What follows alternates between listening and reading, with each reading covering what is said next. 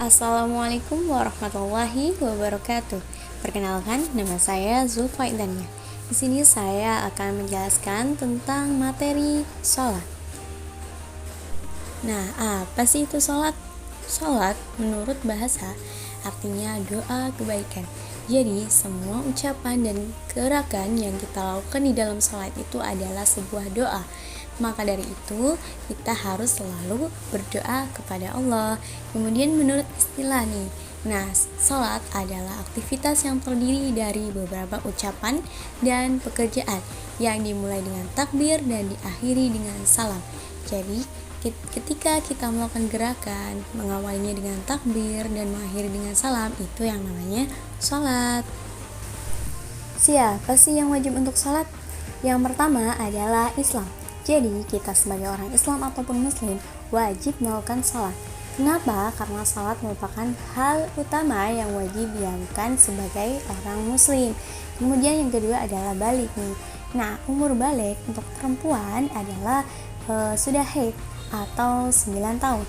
Untuk laki-laki sudah mimpi basah ataupun umur 15 tahun. Jadi, anak-anak yang sudah balik wajib untuk melakukan sholat ya. Kemudian yang ketiga adalah berakal. Berakal adalah orang yang punya akal. Ingat nih, orang yang balik belum tentu sudah berakal. Kenapa? Karena orang yang balik bisa juga bukan orang berakal ya, seperti orang gila yang hilang akal, kemudian mabuk hilang akal karena tidak ada akalnya, maka dia tidak wajib untuk sholat ya. Tapi orang yang baik dan berakal harus sholat. Macam-macam sholat itu ada dua teman-teman. Yang pertama sholat jamaah, yang kedua sholat munfarid atau sendirian. Kalian pilih yang mana nih? Yang lebih utama adalah sholat jamaah, dan yang biasa saja itu sholat munfarid.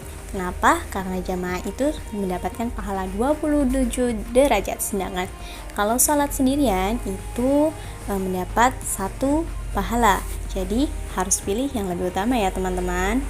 Selanjutnya, bagaimana sih sholat kita itu agar sah dan bisa diterima? Ada 5 teman-teman. Yang pertama adalah suci dari hadas dan najis. Jadi, sebelum kita sholat, kita harus suci dari hadas dan najis. Tentunya ya, kita harus beristinja. Kalau kita sholat terus kita mempunyai hadas dan najis, tentunya sholat kita tuh nggak sah ya teman-teman. Yang kedua adalah menutup aurat. Ini nih, kita harus bisa menutupi aurat kita ketika kita sholat. Jangan sampai aurat kita itu kelihatan ya teman-teman. Untuk aurat laki-laki di bawah pusar sampai lutut. Untuk perempuan seluruh badan kecuali muka dan telapak tangan. Yang ketiga adalah suci badan, pakaian dan tempat. Ini nih, kalau bersih belum tentu suci, kalau suci udah tentu bersih ya teman-teman. Jadi pastikan nih, badan kita, pakaian kita, tempat kita untuk sholat harus suci. Kita lihat nih, ada najisnya enggak. Kalau kita misalkan kita habis ke sawah, kita main kotor-kotoran, tapi kan kita mungkin nggak tahu ya itu suci atau enggak, mungkin itu kotor. Kotor itu belum tentu ada najis juga, tapi untuk mengantisipasi lebih baik kita ganti pakaian yang baru untuk sholat. Agar apa? Hal yang membuat kita ragu dalam sholat, misalkan kita nggak tahu nih sudah suci atau belum, karena itu lebih baik kita bersih-bersih dulu teman-teman, supaya kita merasa suci. Itu dia. Kita juga harus lihat teman-teman, tempat yang akan kita tempati untuk sholat itu suci nggak, kira-kira ada najisnya nggak. Kalau ada najis, kita harus pindah teman-teman, atau kita bersihkan dulu najisnya, kita baru lakukan sholat. Kemudian yang keempat, mengetahui masuknya waktu sholat. Tentunya kalau kita mau sholat, lihat dulu waktunya teman-teman.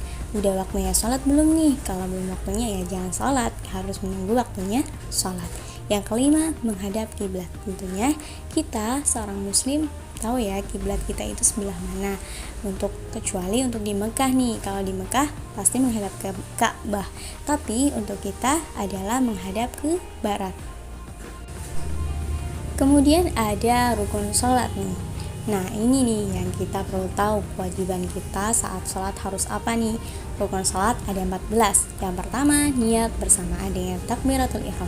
Jadi saat kita niat, kita sambil mengangkat tangan kita untuk bertakbiratul ihram. Di situ kita niat di dalam hati dengan khusyuk supaya sholat kita bisa tenang dan bisa selesai dengan sempurna. Yang kedua, berdiri bagi yang mampu. Bagi yang mampu, maka lakukanlah sholat dengan berdiri. Sedangkan tidak mampu, ada kemungkinan bisa duduk. Kalau nggak bisa duduk, tidur miring. Tidak bisa tidur miring, tidur terlentang. Dan kalaupun nggak bisa, pakai isyarat ya teman-teman, isyarat mata kalau nggak bisa hati. Kemudian yang ketiga ada takbiratul ihram. Tadi nih kita harus lakukan takbiratul ihram. Takbiratul ihram beda-beda ya teman-teman, tergantung dari apa yang kita ikuti. Jadi intinya di dalam takbiratul ihram itu maksudnya bacaannya Allahu Akbar, itu yang dimaksud takbiratul ihram, bukan gerakannya ya teman-teman. Untuk gerakannya itu tidak semuanya itu sama. Jadi ada yang berbeda-beda di takbiratul ihram, kecuali bacaannya itu semuanya sama Allahu Akbar. Kemudian selanjutnya membaca Al-Fatihah. Nah ini kalau kita sholat, rukun yang harus kita lakukan adalah membaca Al-Fatihah. Jadi sebelum membaca sholat selanjutnya, Al-Fatihah itu wajib di dalam sholat. Kemudian selanjutnya ada tumakninah di dalam ruku, i'tidal, sujud, dan duduk. Ketika kita sholat dan ruku itu jangan terburu-buru, harus dengan tumakninah ya teman-teman. Kemudian kita juga baca tasbih di dalam hati. Ketika ruku, i'tidal, sujud, kemudian duduk itu harus dengan tumakninah agar kita khusyuk sholatnya. Selanjutnya ada duduk di antara dua sujud. Nah, duduk di antara dua sujud itu merupakan rukun sholat ya teman-teman. Jadi jangan sampai ditinggalkan. Kemudian duduk tasyahud akhir. Nah ini pasti ya, salat itu ada duduk tasyahud akhir. Nah itu merupakan juga rukun salat. Duduk tasyahud akhir. Selanjutnya tasyahud akhir. Ini maksud dari tasyahud akhir ini bacaannya ya. Jadi ya bacaan tasyahud akhir itu merupakan rukun salat dan harus dilakukan. Selanjutnya ada salawat Nabi pada tasyahud akhir. Nah, kalau tasyahud akhir itu pasti kan ada salawatnya nih terakhir nih. Allahumma sholli ala sayyidina Muhammad wa ala sayyidina Muhammad sampai ila akhirih. Itu juga termasuk rukun salat, harus dibaca. Kemudian salam pertama. Nah, ini nih, kita mungkin salat melakukan dengan 2 salam. Tetapi yang membuat rukun itu adalah salam pertama. Jika kita tidak melakukan salam kedua tidak apa-apa. Tapi lebih bagusnya 2 kali salam ya teman-teman. Hanya yang wajib itu yang pertama. Kemudian yang terakhir yaitu tertib. Tentunya dari hal-hal di atas itu dilakukan secara tertib. Nah, itulah 14 dari rukun sholat. Selain rukun sholat, ada juga kesunahan nih di dalam sholat. Ada 2 sunnah nih, sunnah abad dan sunnah hayat. Apa sih sunnah abad dan sunnah hayat itu? Sunnah abad adalah sunnah yang apabila ditinggalkan itu harus lakukan sujud sahwi. Ada yang tahu nggak nih sujud sahwi itu apa? Sujud sahwi itu adalah sujud yang dilakukan ketika kita melakukan kesalahan di dalam sholat nih. Ada yang lupa di dalam sholat, kita lupa maupun sengaja, kita harus melakukan sujud sahwi teman-teman. Bisa juga kita karena ragu-ragu dalam sholat nih, udah berapa rakaat misalkan, kita juga harus menyempurnakan sholat kita dengan sujud sahwi. Nanti kita akan bahas ya. Kemudian sunnah hayat. Sunnah hayat adalah sunnah apabila tidak dikerjakan tidak perlu sujud sahwi. Jadi ketika kita tidak melakukan sunnah itu nggak apa-apa, nggak perlu sujud sahwi. Mungkin kita lupa nggak melakukan sunnah atau kita lagi buru-buru, itu tidak perlu disempurnakan dengan sujud. Tetapi apabila sunnah abad harus disempurnakan dengan sujud ya teman-teman. Nah, kita lihat sunnah abad itu apa aja ya. Sunnah abad yang pertama adalah duduk tasyahud awal. Jadi ketika kita lupa untuk tasyahud awal, kita harus menyempurnakan sujud sahwi. Tadi tasyahud awal juga termasuk rukun ya. Jadi jangan sampai ketinggalan nih teman-teman. Kalau lupa harus terakhir sebelum salam kita melakukan sujud sahwi. Yang kedua tasyahud awal. Nah, kalau yang pertama itu duduk tasyahud awal, yang kedua tasyahud awal, bacaannya ya teman-teman. Ingat, jangan lupa untuk ketika kita duduk tasyahud awal, kita juga harus baca tasyahud awal supaya kita bisa menyempurnakan sunnah abad kita. Kalau tidak, kita harus menyempurnakan dengan sujud sahwi. Yang ketiga, sholawat pada tasyahud awal.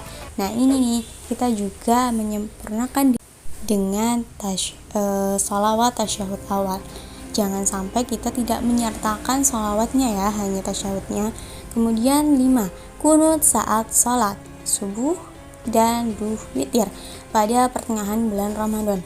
Nah ini kunut termasuk sunnah abad. Ini tidak semuanya ya teman-teman, jadi bisa juga berbeda-beda dari madhab lain atau aliran lain. Jadi mungkin tidak semuanya pakai kunut ya. Untuk saya sendiri di sini saya akan membahas tentang yang ada kunutnya. Lah ketika kita salat subuh tidak kunut, mungkin lupa karena masih ngantuk atau sengaja nggak ada kunut, kita harus sujud sahwi. Tapi ada juga yang tidak melakukan kunut, tidak sujud sahwi, itu tidak masalah teman-teman. Kita juga harus menghargai yang lain. Yang keenam, berdiri saat kunut. Berdiri saat kunut juga termasuk sunnah abad. Kemudian yang terakhir ada salawat dalam kunut. Nah itu tuh, kunut juga ada salawatnya, jadi harus dikerjakan ya teman-teman. Kemudian sunnah hayat. Nah ini sunnah hayat juga banyak ya, ada 14 nih. Yang pertama, mengangkat kedua tangan sebanding atau sejajar dengan kedua bahu ketika takbiratul ihram, ruku, ketika bangun dari ruku, berdiri dari tasyahud awal. Ini sunnah hayat. Ketika kita lupa tidak masalah teman-teman. Tadi untuk mengangkat ke tangan saat takbiratul ihram itu sunnah hayat. Jadi kita ketika lupa tidak perlu untuk sujud sahwi ya teman-teman. Kemudian meletakkan tangan kanan di atas tangan kiri di bawah dada, itu juga sunnah hayat. Jadi ketika lupa tidak masalah untuk tidak sujud sahwi. Kemudian yang ketiga, membaca doa iftitah. Doa iftitah ini sunnah ya, sunnah hayat ya. Jadi ketika kita sedang berjamaah, misalnya imamnya sudah membaca Al-Fatihah, nah ini ketinggalan nih, kita nggak doa iftitah, nggak masalah teman-teman, kita langsung mengikuti imam saja ya. Membaca ta'awud juga sunnah teman-teman, jadi kalau mau dilakukan itu baik, tidak dilakukan juga tidak apa-apa, tidak perlu sujud. Yang kelima, membaca surat setelah Al-Fatihah selain makmum yang mendengar. Jadi untuk imam mungkin bisa melakukan membaca surat lain setelah Al-Fatihah, itu sunnah hayat. Tidak membaca juga tidak masalah. Yang keenam, mengeraskan dan memelankan suara pada tempatnya. Nih biasanya salat maghrib, salat subuh, salat isya itu menggunakan suara ya untuk imam. Tapi kalau salat duhur dan asar itu biasanya memelankan suaranya ya. Itu sunnah hayat teman-teman. Jadi kalau kita misalkan sebagai imam nih, kita masih ragu untuk mengeluarkan suara kita, tidak masalah, tidak perlu sujud sahwi. Yang ketujuh, membaca takbir ketika turun dan bangun dari ruku. Itu sunnah. Ketika kita takbir saja untuk ruku dan untuk bangun dari ruku, itu termasuk sunnah teman-teman. Jadi semua yang ada di gerakan sholat itu termasuk hal yang bersifat baik ya, ibadah kita. Tentu saja itu pahala untuk kita.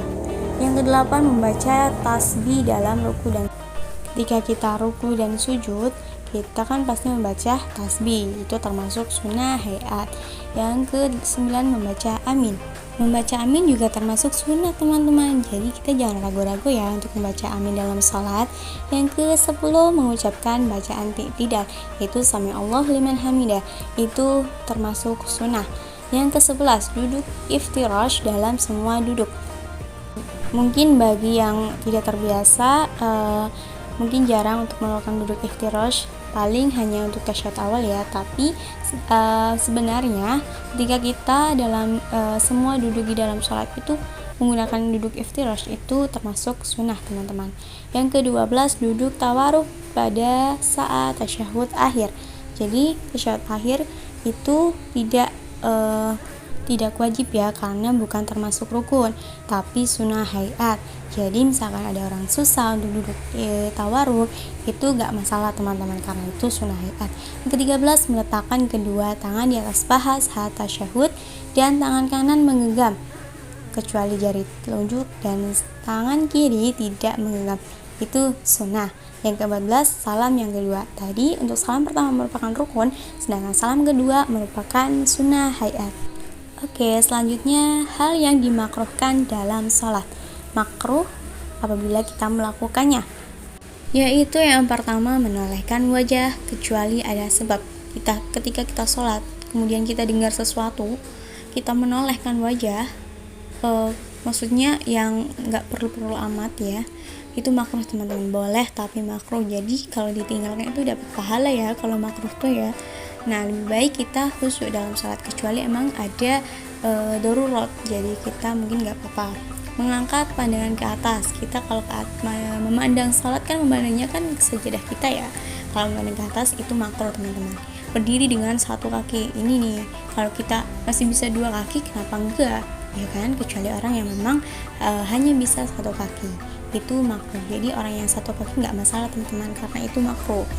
Kemudian ada meludah itu makruh ya. Kalau kita emang udah nggak kuat menahan, kita ludah nggak apa-apa, tapi makruh. Kemudian membuang ingus, kita nggak, misalkan lagi flu, susah kan sholatnya, mengganggu, kita buang juga nggak masalah, itu makruh. Sholat di kuburan ini biasanya kuburannya juga mungkin karena tempatnya yang tidak memadai sehingga kita sholat di atas kuburan itu nggak masalah, tapi itu makruh. Kemudian menahan kencing, kentut, dan BAB. Ketika kita udah wudhu nih, udah mau sholat nih, tapi kita aduh kenapa ya tiba-tiba pengen BAB, pengen kentut, atau ditahan gitu, ya lebih baik kita batalkan, karena kita juga belum melakukan sholat, gak masalah. Ketimbang kita harus menahannya kemudian kita tetap melakukan sholat, itu makruh. Tapi kalau kita sudah ada di dalam sholat, sudah di tengah-tengah sholat, kita menahan, itu gak masalah, karena kita gak boleh membatalkan sholat secara cuma-cuma ya teman-teman. Kemudian ada menahan sholat di depan makanan. Ini nih, sholat di depan makanan itu makruh ya. Kenapa? Karena itu bisa memancing kita untuk nggak khusyuk sholatnya. Nah, yang terakhir yang membuat sholat kita menjadi batal atau yang membatalkan sholat. Yang pertama, berbicara dengan sengaja. Kita menolehkan saja nggak boleh ya, itu makruh. Apalagi berbicara nih teman-teman, sengaja lagi. Sholat itu kan kita menghadap Allah, harus khusyuk. Kenapa kita harus berbicara ya teman-teman? Jadi berbicara itu ya ada saatnya sholat, kita sholat, nggak boleh ngobrol teman-teman. Kemudian yang kedua, melakukan gerakan 3 kali berturut-turut. Misalkan gatel, nggak sengaja garuk-garuk, ingat jangan sampai 3 kali berturut-turut, itu bisa membatalkan teman-teman. Kemudian makan dan minum. Sholat depan makanan aja itu makruh ya, apalagi makan dan minum sudah pasti membatalkan. Kita nggak akan bisa membaca lafaz sholat ya, bacaan sholat itu gimana kalau kita sambil makan minum ya teman-teman, itu sudah pasti membatalkan sholat. Kemudian yang terakhir, meninggalkan rukun dan syarat.